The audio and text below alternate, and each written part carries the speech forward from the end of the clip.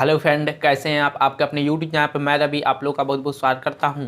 दोस्तों, आप सभी जानते हैं कि बीपीएससी का एग्ज़ाम 30 अप्रैल को होना है और 30 अप्रैल को होना है तो हम लोग को अभी से प्रिपरेशन के दौरान क्या क्या करना होगा और किन किन चीज़ों पर विशेष रूप से ध्यान रखने की ज़रूरत है। तो आइए इसी सब के संदर्भ में हम लोग इस पे चर्चा करेंगे और एक एक कर देखने का प्रयास करेंगे और समझने का प्रयास करेंगे। तो आइए इस वीडियो को शुरू करते हैं। शुरू करने से पहले अगर चैनल पे नए हैं तो सब्सक्राइब, लाइक और दोस्तों के साथ जरूर शेयर कीजिएगा।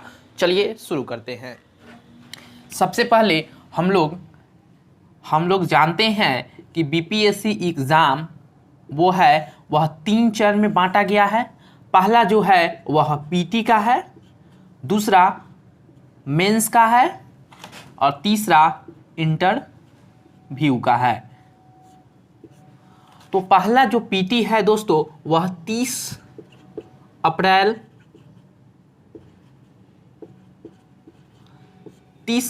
को होना है। और पीटी में दोस्तों नेगेटिव मार्किंग नहीं होता है, ये सभी हम लोग जानते हैं, लेकिन ऑप्शन ई तक होता है। इसमें हम लोग सब परिचित हैं। तो दोस्तों, पीटी एग्ज़ाम को कैसे क्वालिफाई किया जाए, कैसे प्रिपरेशन किया जाए। जाहिर सी बात है कि आप लोग प्रिपरेशन पूरे तरीके से कर चुके होंगे, क्योंकि लॉकडाउन के समय बहुत समय मिले हुए थे। और दोस्तों, यहाँ पे बीपीएससी ने 3 डेट यानी कह सकते हैं 3 बार एग्ज़ाम को पोस्टपोन कर चुका है, डिले कर चुका है। जो चौथा बार है वह 30 अप्रैल को एग्ज़ाम है। ये भी कहा गया है कि संभावित है, यानी शनिवार को होगा या ना, कुछ कारणवश अगर कुछ प्रॉब्लम आई तो इस डेट को आगे भी बढ़ा सकता है। अभी कहने योग्य नहीं है कि क्या हो सकता है। तो आप लोग 30 अप्रैल को अगर मान के चलिए एग्ज़ाम ले अगर आप बैठे हुए हैं कि संभावित डेट है, होगा या नहीं होगा, आगे बढ़ जाएगा, तो इस समय को आप गंवाए नहीं और तरीके से नहीं सोचे कि एग्ज़ाम आगे जाएगा। आपको 30 अप्रैल को पूरे तरीके से तैयार हो जाना है। अभी से 30 अप्रैल तक पूरे सिलेबस को कवर करना है और जो भी पढ़े होंगे आपका टारगेट होना चाहिए उसको 1 से 2 बार 3 बार जितना बार हो सके उसको रिवाइज करना। आप सभी जानते हैं कि अगर जितना रिवाइज आप कर लेते हैं उतना आपके एग्ज़ाम में कन्फ्यूज़न क्रिएट नहीं होता है। मान के चलिए अगर कन्फ्यूज़न क्रिएट हो रहा है तो बगल का जो बैठे हुए हैं वो आपसे आगे निकल जाएंगे और आप अटक सकते हैं, क्योंकि कन्फ्यूज़न ही आपको सिलेक्शन से रोकती है। दोस्तों, कन्फ्यूज़न आता हुआ प्रश्न गलती करना सबसे बड़ा कन्फ्यूज़न यहाँ पे है। आता हुआ आपको आएगा प्रश्न वो, लेकिन ऑप्शन में यहाँ पे कन्फ्यूज़न हो जाता है। ऑप्शन ए होगा, बी होगा, सी होगा, ऐसा लगता है कि ऑप्शन 2 गो सही है तो आप ई में जाएंगे, लेकिन इसमें एक ही सही रहता है। तो यहाँ पे कन्फ्यूज़न हो जाता है कि कौन मारे। हम लोग क्या करते हैं, घबरा जाते हैं कि क्या होगा नहीं होगा, और एग्ज़ाम हॉल से निकलते हैं तो यह एहसास हो जाता है कि हम गलती मार के आए हैं, आता हुआ प्रश्न गलती हो चुका है और मेरा सिलेक्शन नहीं होगा, ये एहसास हो जाता है। आप एग्ज़ाम हॉल से निकलते हैं वैसे ही आपको यह लगने लगता है कि मेरा सिलेक्शन होगा या नहीं होगा। तो इसी के संदर्भ में हम लोग चर्चा करेंगे तमाम सारे बिंदुओं पर, तमाम सारे पहलुओं पर। अगर चैनल पे नए हैं तो सब्सक्राइब, लाइक और दोस्तों के साथ ज़रूर शेयर कीजिएगा। चलिए हम लोग सबसे पहले जान लेते हैं। अभी से दोस्तों अगर 4 सब्जेक्ट पर पूरे तरीके से कमान कर लिया जाए तो आपका सिलेक्शन कोई नहीं रोक सकता, क्योंकि दोस्तों इसी 4 ऐसे सब्जेक्ट हैं, इससे क्वेश्चन 120 नंबर आते हैं। अगर 120 नंबर को ऐसे मजबूत कर लिया जाए कि क्वेश्चन इससे बाहर हिले नहीं, यानी 3 सब्जेक्ट आप नहीं भी पढ़ते हैं तो इस 4 सब्जेक्ट को पढ़कर आपका सिलेक्शन आसानी से हो जाए, ऐसे पढ़िए 4 सब्जेक्ट को। तो देखिए यहाँ पे हम सब्जेक्ट लिखना चाहेंगे, आप सभी जानते होंगे है वह करेंट अफेयर, करेंट अफेयर ऐसा सब्जेक्ट है समसामयिक घटना जो कि एग्जाम में बहुत रोल अदा करता है और यह स्कोरिंग सब्जेक्ट है, क्योंकि 30 से 35 क्वेश्चन, कभी कभी तो 40 क्वेश्चन पूछ लिए जाते हैं डायरेक्ट करेंट अफेयर से। इसमें अंतर्राष्ट्रीय घटना और राष्ट्रीय घटना से प्रश्न रहते हैं। उसके बाद 2 नंबर में आप ले लीजिए हिस्ट्री को। हिस्ट्री को ले लीजिए, इसमें भी 3 पार्ट है, प्राचीन भारत, मध्यकालीन भारत और आधुनिक भारत। प्राचीन भारत और मध्यकालीन भारत से क्वेश्चन 10-12 के बीच में पूछे जाते हैं, लेकिन अगर मॉडर्न हिस्ट्री में आप जाएंगे तो यहाँ क्वेश्चन दोस्तों ज़्यादा संख्या में पूछे जाते हैं। यहाँ क्वेश्चन 20 या 22 के अप्रॉक्स में पूछ लिए जाते हैं। तो मॉडर्न हिस्ट्री पर आप लोगों को बेसी जो है वह ज़्यादा जोर देने की ज़रूरत है और ज़्यादा उसमें क्वेश्चन करने की ज़रूरत है, ज़्यादा रिवाइज करने की ज़रूरत है। दोस्तों यहाँ पे हम नहीं कर रहे हैं कि आप प्राचीन भारत और मध्यकालीन भारत को छोड़ के चलेंगे, क्योंकि दोस्तों आपके एग्जाम में एक नंबर जो है वह आपका सिलेक्शन का कारण बनता है। अगर 1 नंबर कट ऑफ से कम आता है तो आप सिलेक्शन नहीं ले पाते हैं, इसलिए एक नंबर से आपका सिलेक्शन होता है। कभी यह मत समझिएगा कि 1 नंबर से 1 नंबर इससे क्वेश्चन इस सब्जेक्ट से आएगा, ये सब्जेक्ट को हम नहीं पढ़ेंगे। एक नंबर से आपका सिलेक्शन होता है। तो प्राचीन भारत और मध्यकालीन भारत से 10 या 12 क्वेश्चन हमेशा रहते हैं। उसके बाद मॉडर्न हिस्ट्री, जो कि आप सभी जानते हैं 30 या 35 के बीच में यह क्वेश्चन रहते हैं हिस्ट्री से। आइए अब बात करते हैं हम 3 नंबर साइंस। साइंस से भी दोस्तों फिजिक्स, केमिस्ट्री और बायोलॉजी तीनों से क्वेश्चन पूछ लिए जाते हैं। कभी बायोलॉजी में ज़्यादा आयोग क्वेश्चन दे देते हैं, कभी कम दे देते हैं। कभी फिजिक्स का जो रहता है क्वेश्चन वह ज़्यादा रहता है, कभी कम रहता है। केमिस्ट्री का उतना नहीं रहता है, तभी केमिस्ट्री में भी पूछे जाते हैं। तीनों सब्जेक्ट के मिला दिया जाए तो इससे क्वेश्चन दोस्तों 25 या 30 के बीच में क्वेश्चन पूछे जाएंगे, क्योंकि 67वीं में आप देख सकते थे क्वेश्चन 25 के अप्रॉक्स में क्वेश्चन पूछे गए थे। तो साइंस का भी आपको छोड़कर प्रश्न नहीं चढ़ना है, क्योंकि साइंस भी आपका स्कोरिंग सब्जेक्ट होते जा रहा है। तो 20 से 25 के अप्रॉक्स में साइंस से भी क्वेश्चन आपके पूछे जा सकते हैं। उसके बाद देखिए 4 नंबर आप लेके चलिए बिहार स्पेशल। बिहार स्पेशल,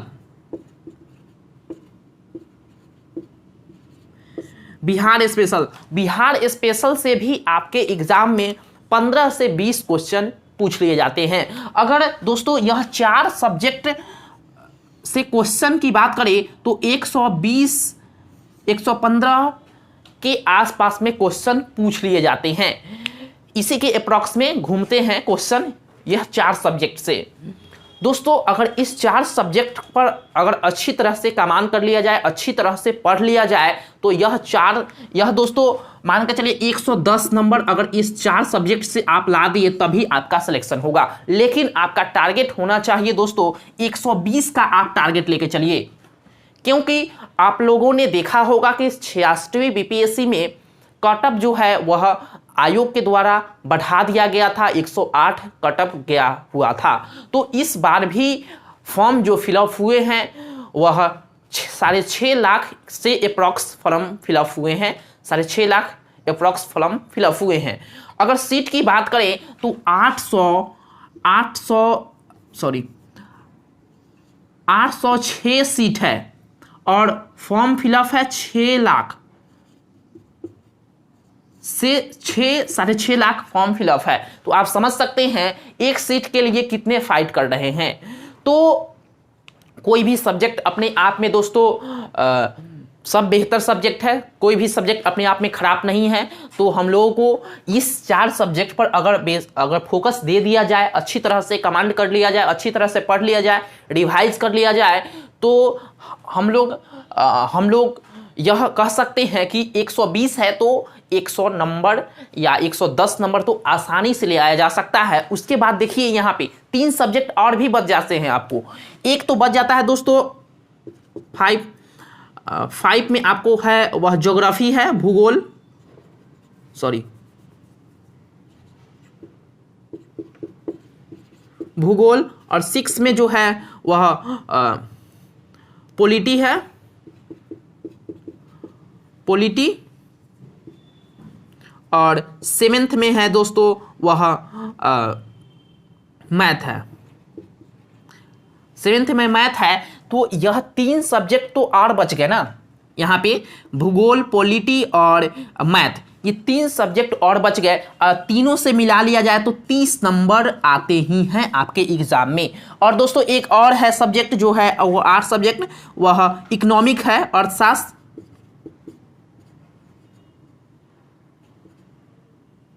और साथ इकोनॉमिक है। तो इकोनॉमिक्स से भी क्वेश्चन, ये करेंट अफेयर से जुड़ा रहेगा, इसमें से 5 या 6 से के बीच में क्वेश्चन पूछे जाते हैं, तो इकोनॉमिक भी आपको इंक्लूड है। अगर ये चारों सब्जेक्ट से ले लिया जाए दोस्तों, तो ये चारों सब्जेक्ट से आप 30 नंबर के क्वेश्चन या 35 नंबर के क्वेश्चन पूछे जाते हैं। इसी के अप्रॉक्स में रहते हैं क्वेश्चन। 10 नंबर तो आपका मैथ से फिक्स रहता है, रीजनिंग और मैथ रहता है। तो यहाँ से अगर मान के चलिए 30 या 35 पूछ रहे हैं, तो यहाँ से 15 या 20 तो आप ला ही सकते हैं। नहीं भी पढ़ के जाएंगे तो आप इससे ला सकते हैं। ऐसा तो नहीं है कि आप नहीं पढ़े होंगे, पढ़ के जाएंगे ही जाएंगे। तो यहाँ से भी आप क्वेश्चन आ सकता है 30 या 35 के बीच में। यहाँ से अगर 15 से 20 क्वेश्चन आप सही करते हैं तो देखिए यहाँ 100 मान के चलिए 120 है, तो 100 यहाँ मान के चलिए आपका सही है। 100 यहाँ सही करते हैं आप, और प्लस यहाँ पे आप 15 या 20 सही करते हैं, मान के चलिए 20 सही करते हैं, तो आपका तो 120 हो गया ना। तो 120 का आपका टारगेट होना चाहिए। और कहाँ पे आपको कंफ्यूजन हो रहा है आप हमको कमेंट में बता सकते हैं। और दोस्तों इससे 100, 4 सब्जेक्ट से 100, और इससे ले लीजिए 15 या 20 क्वेश्चन ले लीजिए, तो 120 तो आसानी से आ सकते हैं। लेकिन यहाँ पे दोस्तों कन्फ्यूज़न होता है, एग्ज़ाम हॉल में जाने के बाद कन्फ्यूज़न क्रिएट होता है और हम आसान प्रश्न को गलती कर देते हैं। हम लोग दोस्तों पढ़ के जाते हैं, पूरे सब्जेक्ट को पढ़ के जाते हैं, और पूरे हम लोगों को जो ऐसा नहीं है कि कोई क्वेश्चन से हम लोग नहीं गुजरते हैं। शायद कोई क्वेश्चन ऐसा होगा कि हम लोग उससे नहीं गुजरते होंगे, लेकिन अधिकतर क्वेश्चन से हम लोग गुजरते हैं।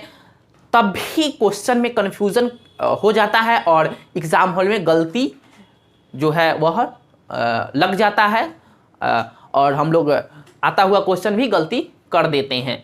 तो इसी के वजह से हम लोग का सिलेक्शन रुकता है। अगर आता हुआ क्वेश्चन पर अगर गलती नहीं करे, जिनका सिलेक्शन होता है वह आता हुआ प्रश्न गलती नहीं करते हैं, और आप आता हुआ प्रश्न गलती कर देते हैं, तो आपका सिलेक्शन नहीं होता। ऐसा नहीं है कि 6.5 लाख जो स्टूडेंट हैं उनका सबों का सिलेक्शन होगा। इनमें बहुत ऐसे स्टूडेंट होंगे जिनका सिलेक्शन नहीं होगा, और जो कि 806 ही लोगों का सिलेक्शन होगा। और वह कौन स्टूडेंट होंगे वह हम नहीं जानते, आप नहीं जानते। जो मेहनत करेंगे, जो कंटिन्यूटी में रहेंगे, और जो पढ़ाई में सजग रहेंगे, पूरे टाइम को मेंटेन अपने आप में करते रहेंगे, उन्हीं का सिलेक्शन होगा। और वह दिन रात एक कर पढ़ रहे होंगे, उन्हीं का सिलेक्शन होगा। तो आप पर डिपेंड करता है कि आप क्या करेंगे। और दोस्तों सबसे पहले कंटिन्यूटी बनाइए, उसके बाद अगर आप मान लेते हैं तो हार है, अगर वही ठान लो तो जीत में कन्वर्ट हो जाता है। तो चलिए दोस्तों हम लोग फिर नेक्स्ट वीडियो मिलेंगे। Thank you so much. यह वीडियो कैसा लगा हमको जरूर कमेंट में बता सकते हैं।